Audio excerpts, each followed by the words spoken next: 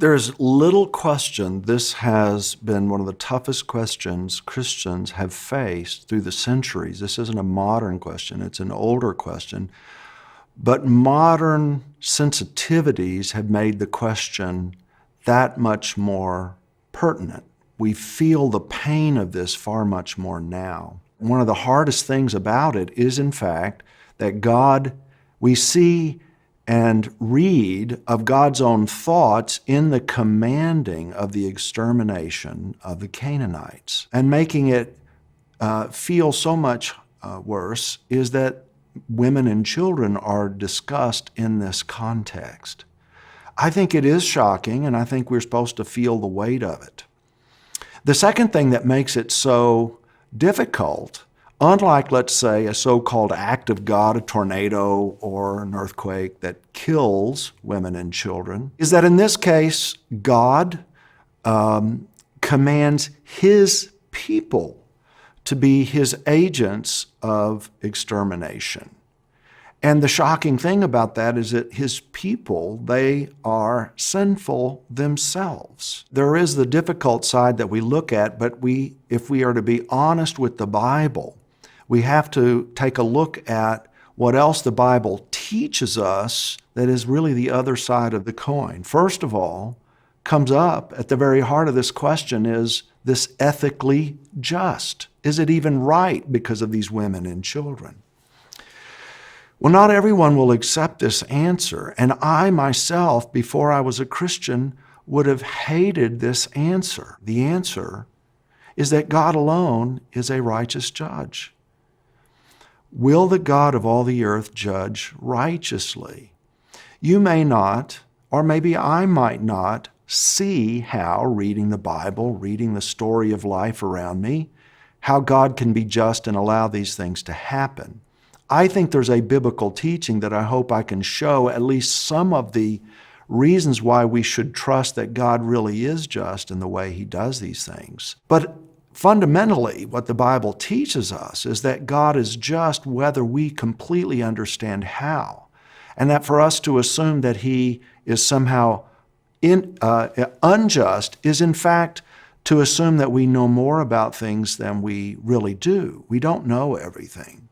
So God alone is in a place of righteousness where He can pronounce these judgments. That's important fundamentally as part of the answer to this problem.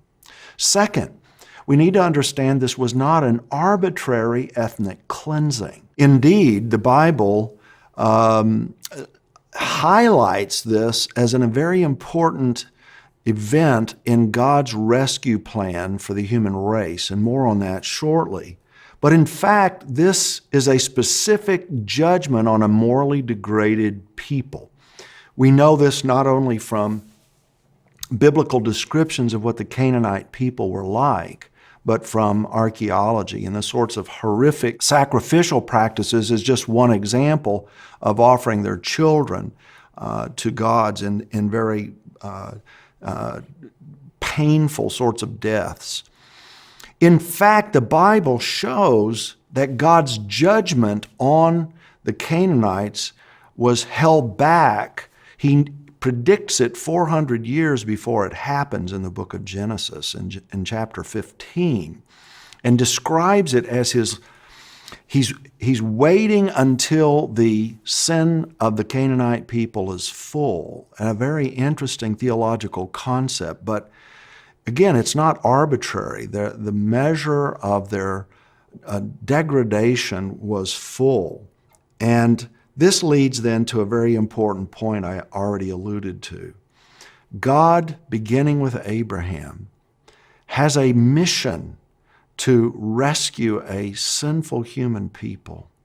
And it involves fallible and sinful agents like Abraham all the way to the present with people like me.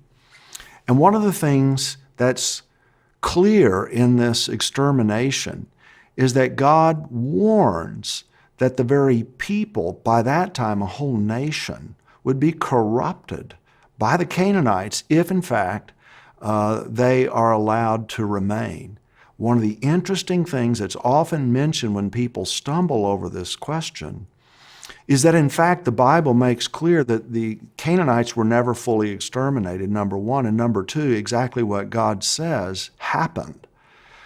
Indeed, throughout the Old Testament, the major problem is that over and over again, the people of God mix the worship of God the Creator, the one true God, with Baal or some other version of Canaanite religion. So the judgment was not only righteous, it was part of a necessary attempt to protect the very people of God he would use as part of his mission. But there's another point here, lest it seem unfair that the people of God were told to be the instruments of his judgment in this case. It is that God judged his own people, Israel, harsher than he did anyone else. And in fact, the story throughout the Old Testament over and again is that because of their sinfulness, which is worse than the Canaanites, because they knew the one true God, God uses the pagan nations, the very same kinds of people, whether Egyptians or Assyrians or earlier Babylonians, to bring judgment on the very people of God. So there's a warning here, I think, that we need to think about in conclusion. Jesus tells a story in his day where Jewish thinkers were wondering about natural disasters, why certain people, let's say, if a tower fell on someone, God clearly allowed it to happen. They must have been terrible sinners. And Jesus warns and says, don't think that somehow you're better because this hasn't happened to you. These things serve as a warning to all of us who are sinful. And this shocking story of the extermination command is in fact highlighted in the very story itself in the book of Joshua with God's rescue of a prostitute Canaanite, Rahab. Because she seeks the God, the one true God, she is spared, and her family. Not only is she spared, she will become the grandmother of King David and will end up in the genealogy of Jesus in Matthew chapter 1. She stands out, in fact, she's mentioned in the book of James, the book of Hebrews. She stands out as a kind of hero of the faith. It's a foreshadowing of the very, and there are many others in the Bible. This one just gets our attention, but there are many of these kinds of judgments, and they are all around us to this day, that we are supposed to be forewarned by. And no one gives us a greater warning of the dangers of the life to come in an unredeemed state than Jesus Christ himself. Jesus had more to say about the pending judgment, yet he himself was the very one who gave himself a sacrifice that those who believe in him might be saved. So this is the amazing grace, the other side of judgment that we see in the unique story that's the Bible. And I think if we think of it in the bigger picture in the light of Jesus' teachings, then I think we actually see it for what it is. It is a merciful warning.